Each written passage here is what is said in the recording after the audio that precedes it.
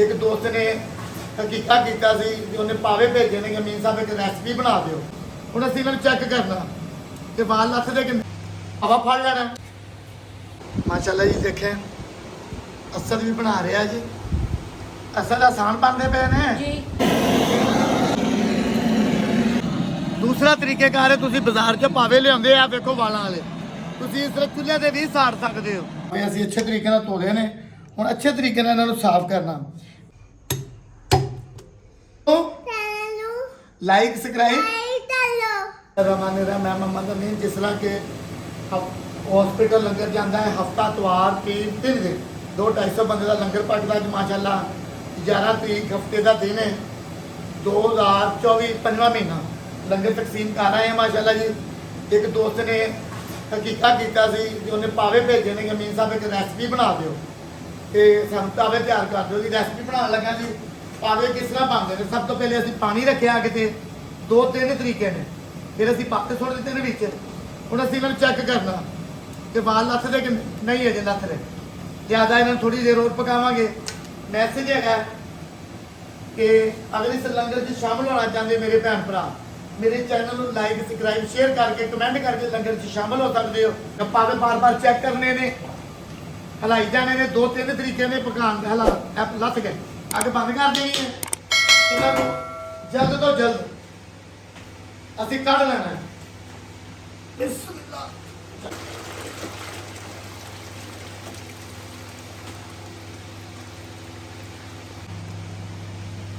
हवा फड़ लेना जहाँ तुम इस तरह हथा ना लाई जाने ने अगर हथा नहीं लाते तो इस तरह छुरी नाल देखिए माशाल्लाह पावे बनाने का तरीका फिर पावे पकाने की रेसिपी दसांगा किवें पकते हैं मुकम्मल पूरी दसांगा। अल्लाह खैर जी आमीन। माशाल्लाह जी देखें असद भी बना रहा जी। असद आसान बनते पे ने जी। ते माशाल्लाह यह भी एक तरीका है साड़न का भी तरीका मुकम्मल दोनों तरीके दसांगा जी तुहानूं मैं। इस तो बाद पावे तोड़न दे साड़न दे भुनन दे फिर इस तो बाद जिहदी अमानत उहदे लई रेसिपी बनावांगे। मैसेज ये ही है कि माशाल्लाह जी अल्लाह का शुक्र है 3 साल तो लंगर चल रहा है तो बस तुम इस लंगर च शामिल हो लाइक सब्सक्राइब शेयर करके कमेंट करके अल्लाह तुहाडी खैर करे जीने वास्ते रहे खुश रहे जी आमीन।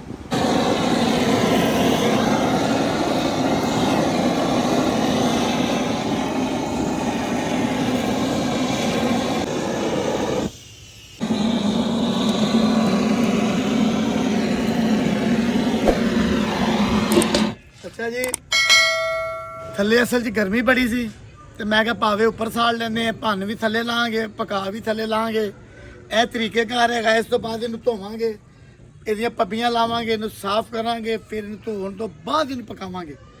इहो तरीकेकार है। दूसरा एक होर तरीकेकार है वह भी मैं तुहानूं दसना। दूसरा तरीकेकार है तुसीं बाजार चों पावे लिआउंदे आ वेखो वालां वाले तुसीं इस तरह चुੱਲ੍ਹੇ ते भी साड़ सकते हो। चुੱਲ੍ਹੇ ते चाड़ लो कोलियां ते साड़ लो यह दूसरा तरीकेकार है। मैं पानी गर्म करके इन्हों की पहले उपरों वाल लाए ने वाल लाने तो बाद मैं असल जिन्हों साड़ रहा तो मेरे को सिलेंडर है बर्नल है इस करके तुम इस तरह करने तो बाद कोलियां से भी साड़ सकते चुੱਲ੍ਹੇ से भी साड़ सकते दोनों तरीके का तुहानूं मैं दसदा।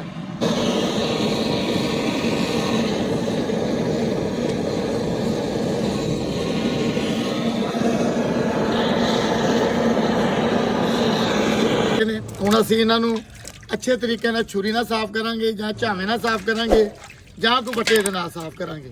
हुण असीं थल्ले जावांगे जी देखें कल्ला कल्ला पावा इस तरह करना है साफ हो जाएंगे दुध वर्गे चिट्टे हो जाएंगे। असीं अच्छे तरीके नाल धो लए ने हुण अच्छे तरीके नाल इन्हां नूं साफ करना। मेरियां बीबियां भैणां अपने हत्थ बचा के कि बंदियां दा काम है इस तरह इन्हां नूं साफ करना है। जिथे जिथे तुहानूं कोई वाल नज़र आवे उस तो बाद तुसीं यह चीज़ करनी है। असल च मेरे को मुंडी जी है उधर लंगर खाने च रह गई है थले कपड़ा रख लेना इतों पावा फड़ना यह चीज़ आ गई यह जगह से पब्बी होंगी है इनू भी साफ करना। अब देखो तो मैं इस तरह दिखाऊँ ए देख रहे हो पावा साफ हो गया। उस तो बाद तुम इनू यह जगह तो 2 कर देने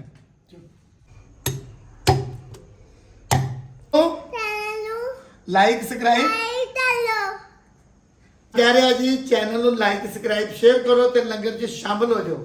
ਜਿਹਦੇ ਵਾਸਤੇ ਰਹੇ ਜੀ ਬੱਚੇ ਵੀ ਸ਼ਾਮਲ ਨੇ, ਚੰਦ ਦੋਸਤ ਨੇ ਮੇਰੇ ਭੈਣ ਭਰਾ ਉਹ ਵੀ ਸ਼ਾਮਲ ਨੇ। ਅੱਲਾ ਖੈਰ ਜੀ।